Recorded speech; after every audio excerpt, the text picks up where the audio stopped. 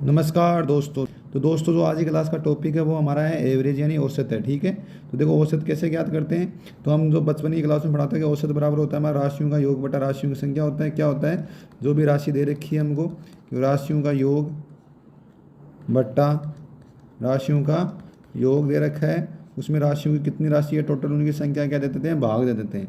कितनी राशि दे रखी है उसकी संख्या का भाग दे देते हैं। तो राशियों का योग बटा राशियों की संख्या है, वही हमारा क्या होता है, औसत होता है। क्या होता है, औसत होता है। जैसे कोई भी एग्जांपल ले लो, जैसे हमारे पास कोई भी संख्या, जैसे 10 से 20, ठीक है, 30, 40, 50 ये संख्या दे रखी है। इनका अगर औसत ज्ञात करना है तो क्या करना है, इन जितनी भी संख्या दे रखी है इन सबको जोड़ देना है। ठीक है, तो 10 प्लस 20 प्लस 30 प्लस 40 प्लस 50 इन सभी संख्याओं क्या कर दो, जोड़ दो। और कितनी संख्याएं हैं टोटल, ये 5 संख्याएं हैं, उतना क्या उसमें क्या दे दो, भाग दे दो। ठीक है, तब जब इनको जोड़ेंगे तो देखो कितना हो जाएगा, 10 20 30 30 60 60 और 40 कितना हो जाएगा, 60 40 100 100 में 50 जोड़ेंगे कितना हो जाएगा, 150 हो जाएगा। तो जब 150 में जब 5 का भाग देंगे तो कितनी बार चला गया, 30 बार चला गया। कितनी बार चला गया, 30 बार चला गया। तो इनका जो एवरेज यानी औसत है वो कितना हो जाएगा, 30 हो जाएगा। ठीक है, तो इस प्रकार से हम एवरेज या औसत निकालते हैं। ठीक है, जैसे हमारे पास n प्राकृतिक संख्या दे रखी है, ठीक है, n नेचुरल नंबर दे रखे हैं, तो इनका जो एवरेज यानी ज्ञात करने कैसे ज्ञात करेंगे। ठीक है, जैसे हमारे पास कोई भी संख्या दे रखी है, जैसे 1 2 3 4 5, मतलब ये संख्या क्या दे रखी है, n तक दे रखी है। क्या दे रखी है, n तक दे रखी है। तो सबसे पहले तो इन संख्याओं का क्या करना है, योग ज्ञात करना है। तो इनका योग ज्ञात करने का जो सूत्र होता है वो होता है सिग्मा n, मतलब योग, ये सिग्मा का मतलब करता है योग बोलते हैं इसको। ठीक है, तो योग ज्ञात करने का जो सूत्र होता है वो होता है n into n plus one बटा 2 होता है, n into n plus one बटा 2 होता है। तो योग ज्ञात करने का सूत्र है, तो इसका तो औसत ज्ञात करने का सूत्र क्या है कि प्रथम n प्राकृतिक संख्याओं का औसत ज्ञात करना है। तो इसका फॉर्मूला हो जाएगा, n से n कट जाए क्योंकि टोटल संख्या कितनी है, n होती है। तो n से n यहाँ पे कैंसिल हो जाएगा, तो क्या बचेगा, n प्लस वन बटा 2 बच जाएगा। ठीक है, तो प्रथम n प्राकृतिक संख्याओं का औसत ज्ञात करने का जो फॉर्मूला होता है वो होता है n प्लस वन बटा 2 होता है। जैसे क्वेश्चन आ जाएगी, प्रथम 50 प्राकृतिक संख्याओं का औसत ज्ञात कीजिए। क्या आ जाए कि प्रथम 50 प्राकृतिक संख्याओं का औसत ज्ञात करना है, तो इसका जो इसका आंसर हो जाएगा वो कितना हो जाएगा, 50 प्लस 1 बटा 2 हो जाएगा। कितना हो जाएगा, 50 प्लस 1 बटा 2 मतलब कितना, 51। 51 में 2 का भाग देंगे तो कितना हो जाएगा, 25.5 हो जाएगा। ठीक है, तो इनका औसत कितना हो जाएगा, 25.5 हो जाएगा। ठीक है, तो प्रथम n प्राकृतिक संख्याओं का जो औसत ज्ञात करने का जो फॉर्मूला है वो होता है n प्लस वन बटा 2 होता है। ठीक है, अब की प्रथम n प्राकृतिक संख्याओं के वर्गों का योग ज्ञात करना है पहले तो प्रथम n प्राकृतिक संख्याओं के वर्गों का योग ज्ञात करने का जो फॉर्मूला होता है, जैसे देखो 1 स्क्वायर, ठीक है, क्या होता है, 1 square plus 2 square plus 3 square, इस प्रकार चलता रहता है और ये चलता है n स्क्वायर। तो प्रथम n प्राकृतिक संख्याओं के वर्गों का योग ज्ञात करने का फॉर्मूला होता है वो होता है हमारा n into n plus one into 2n plus one बट्टा 6 होता है, n into n plus one into 2n plus one बट्टा 6 होता है। ठीक है, तो अगर ये वर्गों का योग ज्ञात करने का फॉर्मूला है, तो अगर औसत ज्ञात करना है, यदि वर्गों का औसत ज्ञात करना है तो n से n क्या हो जाएगा, यहाँ पे कैंसिल हो जाएगा। तो औसत ज्ञात करने का फॉर्मूला होता है n plus one into 2n plus one बट्टा 6 हो जाएगा, n plus one into 2n plus one बट्टा 6 हो जाएगा। ठीक है, तो वर्गों का औसत ज्ञात करना है ना, प्रथम n प्राकृतिक संख्या के वर्गों का औसत ज्ञात करने का ये क्या होता है, हमारा फॉर्मूला होता है। ठीक है, ये आपको याद रखना है। ठीक है, अब देखो प्रथम n प्राकृतिक संख्याओं के घनों का योग ज्ञात करना हो, तो प्रथम n प्राकृतिक संख्या घन, जैसे कि 1 का क्यूब प्लस 2 का क्यूब प्लस 3 का क्यूब, क्या हो जाएगा, 3 का क्यूब प्लस 4 का क्यूब, इन घनों का अगर योग ज्ञात करना है, घनों का योग ज्ञात करना है, तो उसका जो सूत्र है वो हो जाएगा हमारा n into n plus one बट्टा 2 कि इसके ऊपर क्या कर दो, घात 2 लगा दो, मतलब इसका क्या कर दो, स्क्वायर कर दो। क्या कर दो, स्क्वायर कर दो। तो प्रथम n प्राकृतिक संख्याओं के घनों का योग ज्ञात करने का फॉर्मूला क्या है, n into n plus one बट्टा 2, इसके ऊपर होल स्क्वायर लगा दो। ठीक है, अगर इनका औसत ज्ञात करना है तो क्या कर दो, इसमें n का दे दो, भाग दे दो। इस प्रकार से हमारा n प्राकृतिक संख्याओं के घनों का औसत ज्ञात हो जाएगा। ठीक है, अभी देखो क्या है कि n अगर सम संख्या दे रखी है, जैसे हमारे पास 2 4 6 8 10 इस प्रकार से संख्या देकर 2n तक दे रखी है। ठीक है, क्या दे रखी है, 2n तक, मतलब क्या दे रखी है, n प्राकृतिक सम संख्याओं, n सम संख्या, यदि प्रथम n सम संख्याओं का योग ज्ञात करना है तो उसका सूत्र क्या होता है, तो इसका सूत्र देखो कैसे बनाएंगे हम, तो इनका योग ज्ञात करना है, मतलब 2 प्लस 4 प्लस 6, तो 2 क्या कर लेंगे, कॉमन ले लेंगे, तो यहाँ पे क्या बच जाएगा, 1 प्लस 2 प्लस 3, इस प्रकार से n बच जाएगा। ठीक है, और प्रथम n प्राकृतिक संख्याओं का योग ज्ञात करने का फॉर्मूला होता है n into n plus one बट्टा 2 होता है ना, n into n plus one बट्टा 2 होता है। तो यहाँ पे 2 से 2 कैंसिल हो जाएगा, तो क्या बच जाएगा n into n plus one बच जाएगा। n into n plus one क्या है कि प्रथम सम प्राकृतिक संख्याओं का प्रथम n सम प्राकृतिक संख्याओं का योग ज्ञात करने का ये फॉर्मूला क्या है n into n plus one है। ठीक है, यदि इनका औसत ज्ञात करना है, क्या ज्ञात करना है, एवरेज ज्ञात करना है, तो प्रथम n प्राकृतिक सम संख्याओं का एवरेज ज्ञात करना है, तो n से n क्या हो जाएगा, यहाँ पे कैंसिल हो जाएगा, बचेगा क्या, वो बचेगा हमारा n प्लस वन बचेगा। क्या बचेगा, n प्लस वन बचेगा। ठीक है, तो प्रथम n सम प्राकृतिक संख्याओं का औसत ज्ञात करने का क्या फॉर्मूला होता है, n प्लस वन होता है। ठीक है, अगर आपको पूछे कि विषम प्राकृतिक संख्याओं का प्रथम n विषम प्राकृतिक संख्याओं का औसत ज्ञात करना है, तो अगर प्रथम n विषम प्राकृतिक संख्या का औसत ज्ञात करना है तो सबसे पहले उनका क्या ज्ञात करना पड़ेगा, हमको सम ज्ञात करना पड़ेगा। क्या करना पड़ेगा, सम मतलब योग ज्ञात करना पड़ेगा। जैसे प्रथम n प्राकृतिक संख्या जैसे 1 प्लस 3 प्लस 5 हो गया, फिर 7 हो गया, फिर 9 हो गया, इस प्रकार चलती रहती है। ठीक है, तो इनका सम ज्ञात करने का जो फॉर्मूला होता है वो होता है हमारा n स्क्वायर होता है।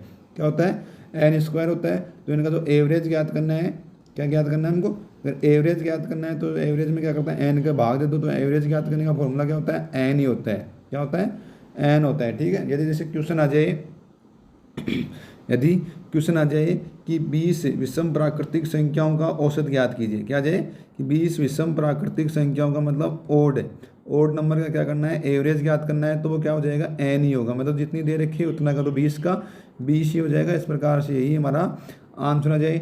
यदि इसमें देखो सम प्राकृतिक संख्या दे रखी है, ये बोले कि 20 सम प्राकृतिक संख्याओं का प्रथम 20 सम प्राकृतिक संख्याओं का औसत ज्ञात कीजिए, तो ये कितना हो जाएगा, 20 प्लस 1 कितना हो जाएगा, 21 हो जाएगा। ठीक है, तो इस प्रकार क्वेश्चन अगर एग्जाम आए तो इनका सॉल्यूशन है वो इस टाइप से करना है आपको। ठीक है, देखो मैं आपको एक कंसेप्ट और बता देता हूँ। कंसेप्ट क्या है कि अगर संख्याएं दे रखी है, कोई भी संख्या है, वो क्या दे रखी है, अगर हमको एपी में दिया हुआ है, क्या दिया हुआ है, एपी में मतलब क्या दिया है, समांतर श्रेणी में दिया हुआ है। ठीक है, किस में दिया हुआ है, समांतर श्रेणी में दिया हुआ है।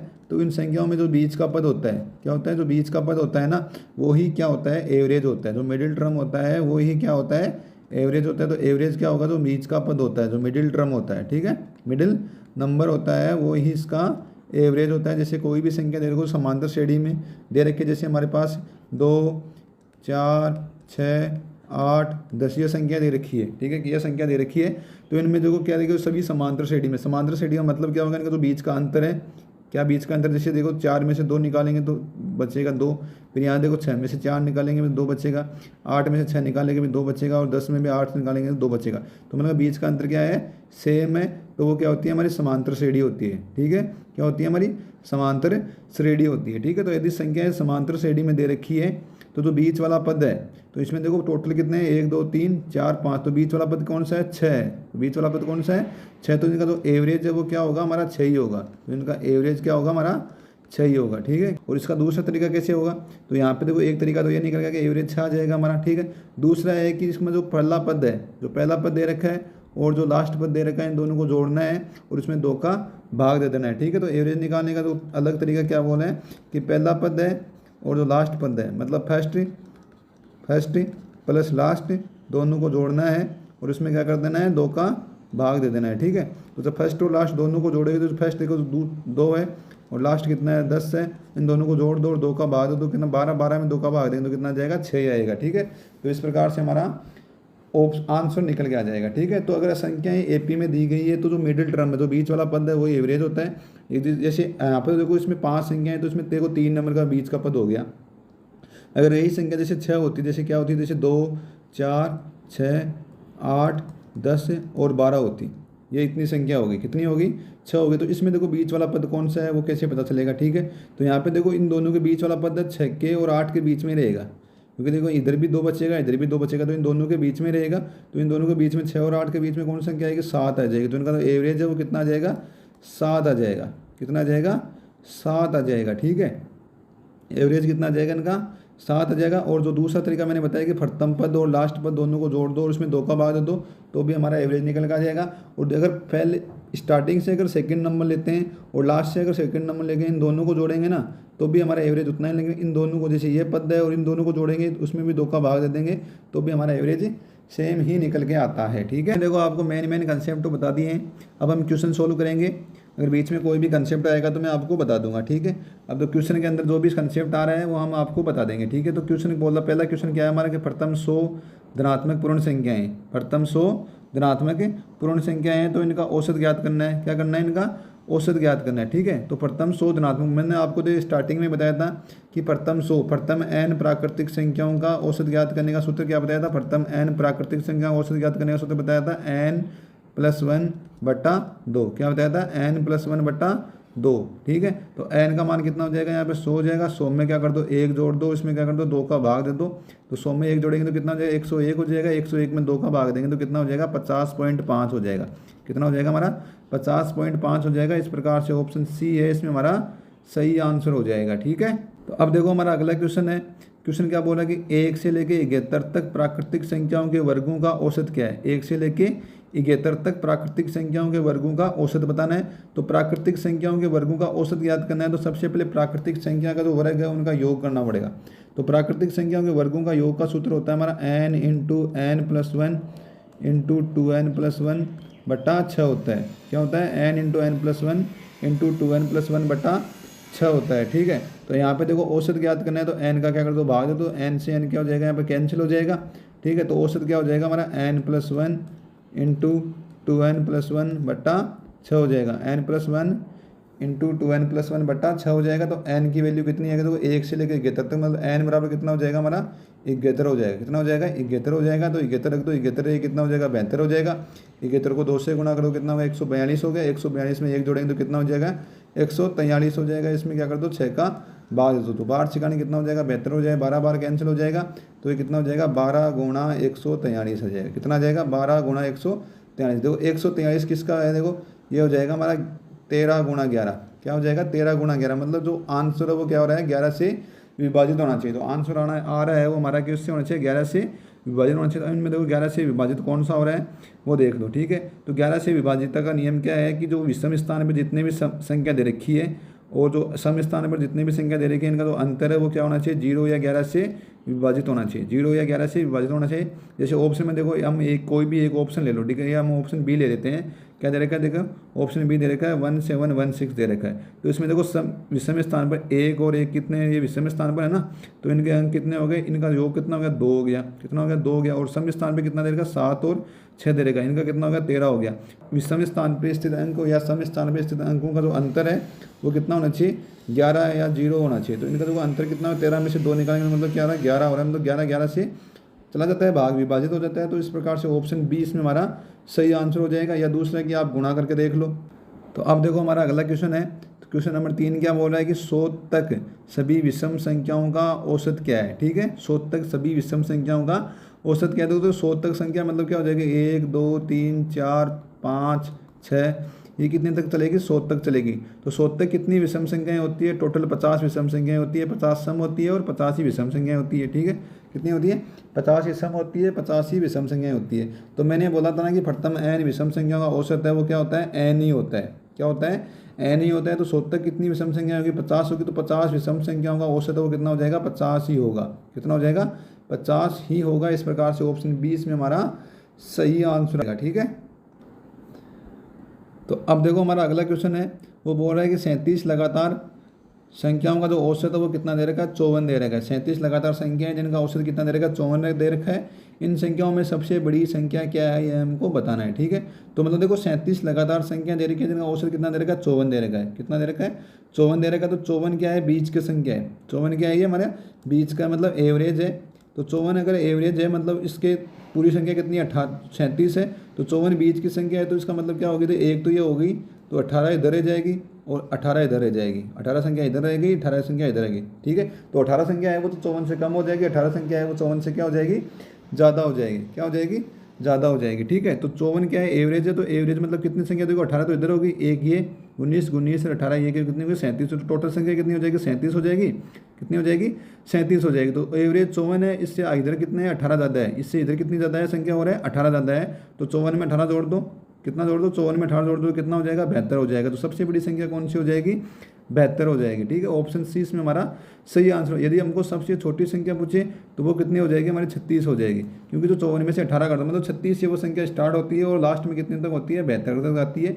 मतलब ऐसा हो गया कि जैसे 36 37 38 और लास्ट में कितने तक जाती है, 72 तक जाती है। तो इनका जो औसत है वो कितना हो रहा है हमारा, 54 हो रहा है। कितना हो रहा है, तो 54 बीच की संख्या है, तो इधर 18 हो जाएगी और इधर 18 हो जाएगी, ठीक है। तो इसमें 18 जोड़ दो सीधा ही, तो वो 72 हो जाएगा। इस प्रकार से ऑप्शन सी इसमें हमारा सही आंसर हो जाएगा। तो दोस्तों अब देखो हमारा अगला क्वेश्चन है, ये क्वेश्चन हमारी आज की क्लास का लास्ट क्वेश्चन है। ये भी बड़ा ही मोस्ट इंपॉर्टेंट क्वेश्चन है। क्वेश्चन क्या बोल रहा है कि 9 लगातार धनात्मक पूर्णांकों का जो औसत है वो कितना दे रखा है हमको, 63 दे रखा है। सबसे बड़े एवं सबसे छोटे पूर्णांकों का गुणनफल ज्ञात करना है हमको, ठीक है। तो देखो सबसे बड़ा एवं सबसे छोटा पूर्णांक ज्ञात करना है, तो हमको जो औसत कितना दे रखा है, एवरेज कितना दे रखा है, वो दे रखा है 63। ये क्या दे रखा है हमको, एवरेज दे रखा है, ठीक है। क्या दे रखा है, एवरेज दे रखा है, तो 63 दे रखा है। और टोटल संख्या कितनी है, 9 है। तो मतलब एक तो ये देखो ये हो गई, एक तो ये हो गई, तो इधर 4 इधर हो जाएगी, 4 इससे कम हो जाएगी और 4 इससे क्या हो जाएगी, ज़्यादा हो जाएगी, तभी तो ये बीच की होगी ना। और टोटल संख्या भी कितनी होगी, 9 हो गई, ठीक है।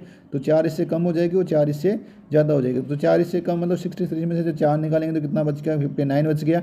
और 4 ज़्यादा हो रही है मतलब 63 में जब 4 जोड़ेंगे तो कितना हो जाएगा, 67 हो गया। कितना हो गया, 67 हो गया, ठीक है। तो दो क्वेश्चन में क्या बोल रहा है कि सबसे बड़े एवं सबसे छोटे पूर्णांक का गुणनफल ज्ञात करना है। तो इसका मतलब क्या हुआ कि हमको 67 इंटू 59 को क्या करना है, गुणा करना है। क्या करना है, गुणा करना है। तो 9 संता 63 मतलब सिंगल डिजिट है, वो इकाई का अंक क्या है, वो 3 आ रहा है। इकाई का अंक क्या आ रहा है, 3 आ रहा है। तो ऑप्शन में देखो किस किस में 3 नहीं है, तो ऑप्शन डी में नहीं है और एक ऑप्शन ए में नहीं है। तो ऑप्शन डी और ए तो यहाँ पर कैंसिल हो गया, तो ऑप्शन बी और सी में से होगा, ठीक है। क्या होगा, ऑप्शन बी और सी में से होगा। तो जब 67 को 59 से गुणा करेंगे तो ये कितना आ जाएगा, 3953 आ जाएगा। कितना आ जाएगा, 3953 आ जाएगा। और यही हमारा क्या हो जाएगा, आंसर हो जाएगा। इस प्रकार से ऑप्शन बी है इसमें हमारा सही आंसर हो जाएगा, ठीक है। तो दोस्तों यदि आपको हमारा ये वीडियो अच्छा लगा तो प्लीज़ हमारे चैनल को लाइक शेयर एंड सब्सक्राइब जरूर कीजिए।